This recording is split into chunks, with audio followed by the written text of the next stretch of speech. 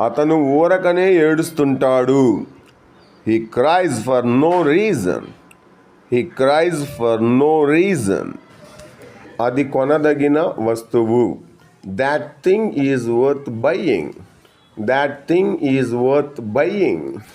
అతను అత్యాశపరుడు. He is greedy. He is greedy. అతను నా పరువు తీశాడు. He defamed me. He defamed me. అన్నం సరిగా ఉడకలేదు. The rice is undercooked. The rice is undercooked. అన్నం సంకటయ్యింది. The rice is overcooked. The rice is overcooked. నీవు నీ అంతరాత్మను మోసం చేయలేవు. You can't deceive your conscience. You can't deceive your conscience. అతనికి ఆకాశరామన్న ఉత్తరం అందింది. He got an anonymous letter.